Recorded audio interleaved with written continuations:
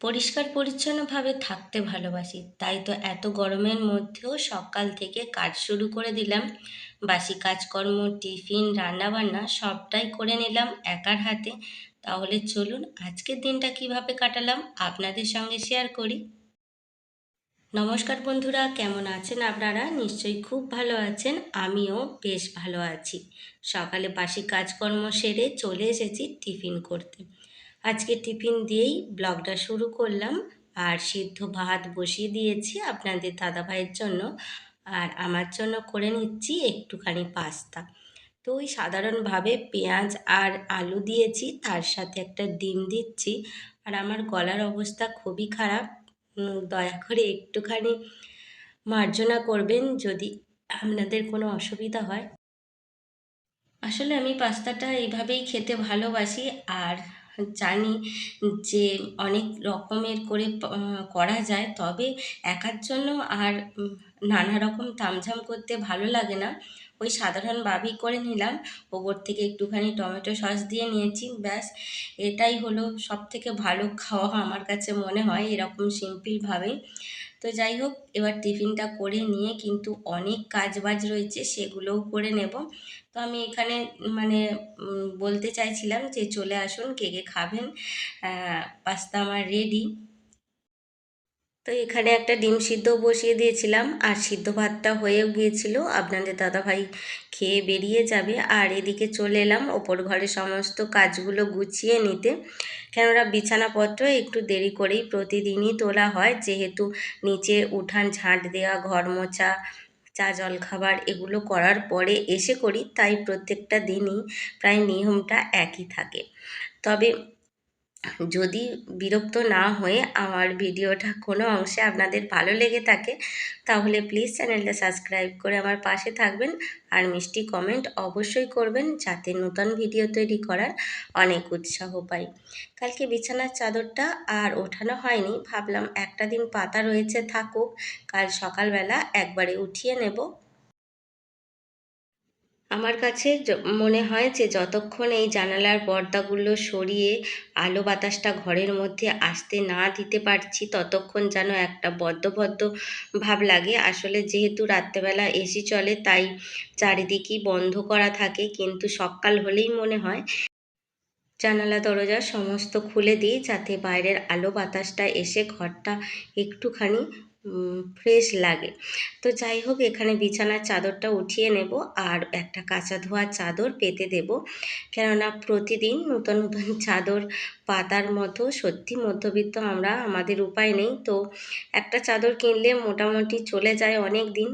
দুটো চাদর থাকলে একটা কাঁচা হয়, একটা পাতা হয়, এইভাবেই চলতে থাকে। তারপরে আবার কেউ কোথাও থেকে এলে তার জন্য আলাদা করে একটা চাদর রেখেছি সাদা। তো সেটা মাঝে মধ্যে পেতে দিই, যদি মনে হয় যে মানে আগে থাকতে জানতে পারি যে বাড়িতে অতিথি আসছে, তো সেই কারণেই একটা পরিষ্কার চাদর রাখি, যেটা পেতে দেওয়া হয়। তো যাই হোক, মধ্যবিত্তের অনেক কঠিন গল্প। তবে আমার কাছে মনে হয় পরিষ্কার পরিচ্ছন্নভাবে থাকাটা সব থেকে দরকার। আসলে জিনিসপত্র যেমন হোক, সেটা যদি পরিষ্কার পরিচ্ছন্ন এবং আহ, গোছানো থাকে, তাহলে দেখতে ভীষণ ভালো লাগে আমার কাছে। তো এই যে আগের যে চাদরটা মেলা ছিল, ওটা কিন্তু ধুয়ে তুলে রেখে দেব। বলা তো যায় না, আবার কখন কি প্রয়োজন এসে যেতে পারে। আসলে ওই চাদরটা মায়ের ঘরের ওই যে ছোটো খাটটায়, ওটার জন্যই নেওয়া হয়েছিল। তারপরে ছেলে কয়েকদিন হোস্টেলেও ব্যবহার করেছে।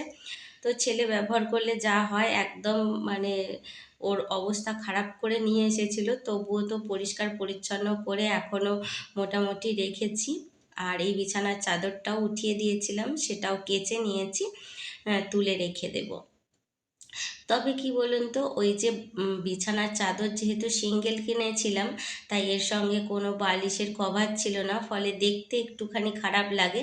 তবে এবার যখন কিনবো, ভাবছি যে বালিশের ওয়ার সমেত যে চাদরগুলো হয়, ওই ধরনের কেনার চেষ্টা করব, তাহলে ঘরে মিললে বেশ দেখতেও ভালো লাগবে। কয়েকদিন ধরেই ভাবছি যে জানালা দরজা তো পরিষ্কার করছি, তবে বারান্দার এই কাজগুলো একটুখানি পরিষ্কার করতে হবে। আর ওই যে কুমোরে পোকা মাটি নিয়ে এসে ঘর বাঁধে, সেও একটা গাছের মধ্যে ঘর বেঁধেছিল। তো সেটা নষ্ট হয়ে গেছে কোনো কারণে, তো সেটার দাগটা ছিল, সেটাও মুছে দিলাম। আসলে প্রত্যেকটা জিনিস রোজই রোজের পরিষ্কার করা হয়, তাহলেও মনে হয় যে যেন ধুলো পড়ে যায়। তবুও তো এগুলো 15 দিন ছাড়া আমি পরিষ্কার করি, কেননা এত তাড়াতাড়ি পরিষ্কার পরিচ্ছন্ন করাটা আমার পক্ষে সম্ভব হয়ে ওঠে না, যেহেতু ওপর নিচে সব ঘরগুলোই পরিষ্কার পরিচ্ছন্ন করে রাখতে হয়, সেই কারণেই অনেক দিন ছাড়া ছাড়াই এই কাজগুলো মুছি।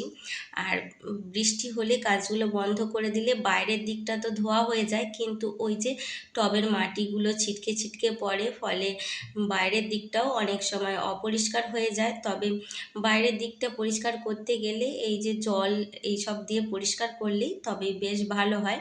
তবে আজকে সেটা করব না, ভিতরের দিকেই কাজগুলো মুছে নেব। অন্য আর একটা দিন করব। আসলে একটা দিনের মধ্যে এত চাপের কাজ আমি নিতে পারি না, এখনও রান্না বান্না অনেকটাই কাজ বাকি রয়েছে। আর যেহেতু কলপার রান্নাঘর, মানে ছুটোছুটি করে কাজটা করতে হয়, আর রান্নাঘরের মধ্যেই জলের ব্যবস্থা নেই যে ওখানেই ধোবো ওখানেই সমস্ত কাজটা করে নেব, ফলে একটুখানি কাজের চাপটাও রয়ে যায়। যাই হোক, আপনাদের সঙ্গে বকবক করতে করতে অনেকটা কাজ আগিয়ে নিয়েছি, কাজগুলো পরিষ্কার হয়ে গেছে। এবার ঝাড়টা দিয়ে নেব। আর কালকে বেলার দিকে মুছেছিলাম, যেহেতু মোছার ঝামেলাটা নেই তাই ঝাঁটটা দিয়ে নিলাম। আর এই যে বাইরের পরিবেশটা আপনাদের সঙ্গে শেয়ার করছি, আজকে প্রচণ্ড পরিমাণে গরম আর রোদ্দুর। মনে হচ্ছিল যেন এই গরমটা বুঝি আর সহ্য করার মতো নয়। জানি না জ্যৈষ্ঠ মাসটা আসছে কি হবে। জ্যৈষ্ঠ মাসের শুরুর আগেই প্রচণ্ড পরিমাণে গরম দিয়েই শুরু হচ্ছে। তবে বেশিক্ষণ এই রোদ্দুরে কাজকর্ম করা যাবে না, এটা দেখেই মনে হচ্ছে। আর নিচে এসেছিলাম, এসে ভাবলাম মন্দিরটাও আপনাদের সঙ্গে একটুখানি শেয়ার করে নিই। সকালবেলা পুজো টুজো দেওয়া কমপ্লিট হয়ে গিয়েছিল, থালা বাসনগুলো এবার উঠিয়ে নেব। আর এই যে সকালবেলা কিছু জামা কাপড় ছিল বাসি, সেগুলোই ধুয়ে নিয়েছি। এগুলো শোকাতে দিয়ে আনাজপত্র কেটে নেব, নিয়ে রান্নাটা শুরু করে দেব। কেননা বেশ অনেকটাই বেলা হয়ে গেছে, ওই 9:30টার মতো বাজে সকালবেলা সমস্ত কাজকর্মগুলো করতে গিয়ে। আজকে একটুখানি বেলা হয়ে গেল। আর সকালবেলা বাসি জামা কাপড় একদম সকালবেলায় সময় হয়ে ওঠে না, যেহেতু জলখাবার করে সবাইকে খাইয়ে পাঠাতে হয়, সেই কারণে একটু দেরি হয়ে যায় আমার। আর মায়ের জামা কাপড়গুলো প্রায় শুকনো হয়েই এসেছে, একটু পরে তুলে নেব। আর আপনাদের দাদাভাই দেখুন জমি থেকে ভুট্টা এনেছে, আর তার সাথে এনেছে পটল। এই যে পটল কেটে কুটে আমি রান্নাও বসিয়ে দিয়েছি। এত প্রচণ্ড পরিমাণে গরম যে প্রত্যেকটা জিনিস আপনাদের সঙ্গে শেয়ার আজকে সেইভাবে করে উঠতে পারিনি। মাছটাও ভাজা হয়ে গেছে, এদিকে আলুও কাটা আছে। পটল আলু মাছ দিয়ে করে নেব। আর আজকে একটুখানি মাছের তেল দিয়ে গেছে, যে মাছ দেয় আমাদেরকে, তো সেটাই একটু পাঁচফোড়ন আর কাঁচা লঙ্কা দিয়ে তেল বেগুনের মতো করে নিচ্ছি। খুব একটা তেল মশলা দেব না, ওই মাছটা মানে তেল পোড়াটা ভাজতে যতটুখানি তেল লাগে ততটুখানি দিয়েছি। আর বেগুনগুলো একটুখানি ঢাকা চাপা দিয়ে করে নেব। আর এদিকে মাছটাও হয়ে গেছে, মানে পটল আলুর তরকারিটা প্রায় হয়ে এসেছে। এবার মাছগুলো দিয়ে দেব। ওই যে বললাম যে এত প্রচণ্ড পরিমাণে গরম যে একবার করে আমি এখানে রান্না করছি আর ছুটে গিয়ে পাখার নিচে দাঁড়াচ্ছি, এতটাই আজকে গরম। তবুও একার হাতে এই যে সমস্ত কাজগুলো সকাল থেকে গুছিয়ে নিলাম। আর এইবার রান্নাঘরটা পরিষ্কার করে নিয়ে বাসন টাসন ধুয়ে নিলেই কাজটা হয়ে গিয়েছিল। আর তার সাথে স্নানটা করেও আমি ওপর ঘরে চলে এসেছিলাম চুল টুল আঁচড়ে নিয়ে। এবার শুধু বাকি রইল খাওয়া দাওয়াটা, কেননা একটুখানি বসবো, রেস্ট নেব, তারপরেই যাব খাওয়া দাওয়া করতে। এখন বাজে ওই 12টার মতো, তো সমস্তটাই হয়ে গিয়েছিল, কেননা ভাত তরকারি বসিয়ে দিয়ে সেই ফাঁকে বাসন ধুয়ে নিয়েছি। একটার পর একটা গুছিয়ে কাজ করলে একটুখানি তাড়াতাড়ি হয়। আর একটু রেস্ট না নিলে শরীরেরও তো ক্ষতি, সেই কারণেই যতটা পারি তাড়াহুড়ো করে কাজগুলো করে নিই, তারপরে একটুখানি রেস্ট নিতে। আর এই সমস্ত কাজ করতে করতে এত প্রচণ্ড পরিমাণে জল তেষ্টা পেয়ে গেছিলো, ভাবছিলাম একটু জল খেলে ভালো হয়। এখানে আমি আপনাদের সঙ্গে কথা বলেছিলাম যে আমার সংসারে সমস্ত কাজ হয়ে গেছে, সকাল সকাল স্নান করেও নিয়েছি, আর গলাটা আমার প্রচণ্ড পরিমাণে ব্যথা আর খারাপ, কিন্তু ওই যে পাখা যে চলছিল আমার মাথা থেকে বেরিয়ে গিয়েছিল, ফলে আওয়াজটা আর দিতে পারলাম না। তো যাই হোক, এখানে কি খাবো ভেবে উঠতে পারছিলাম না, কেননা স্নান করে শুধু মুখে বলে জল খেতে নেই। তাই একটুখানি চকলেটটা কামড়ে নিয়ে আর তারপরে জলটা খেয়ে নেব, কেননা গলাটা প্রচণ্ড পরিমাণে শুকিয়ে আসছিল। আর কালকে যেহেতু ছেলে ট্রেনে উঠবে, সেই কারণে ওর আজকে অফিস যায়নি, তো দুপুরবেলা একটুখানি ওকে ফোনও করে নেব, কেননা বাচ্চা মানুষ বাড়ি আসছে মানে ভীষণ আনন্দের একটা কথা মনের মধ্যে। মানে সব সময় ওই কটায় ট্রেন, কখন আসবো, কিভাবে আসবো, এই গল্পই হচ্ছে। তো দুপুরবেলা খাওয়া দাওয়া করে ওরা বেরোবে, তো ওরা যেহেতু অনেকগুলো বন্ধু রয়েছে একসাথে, তো একসঙ্গেই সবাই ফিরবে, কেননা সবারই তো পরীক্ষা রয়েছে। ব্যাস একটুখানি জল খেয়ে নিলাম, তাহলে গলাটা ভিজে গেল, আর মুখের মধ্যে চকলেটটা কিন্তু এখনও রয়েছে। বসে বসে একটুখানি ফোন দেখলাম, মায়ের ফোন এটা যদিও, আর ছেলেকে একবার ফোন করেছিলাম। তারপরে খাওয়া দাওয়া করে একটু রেস্ট নিয়েছিলাম।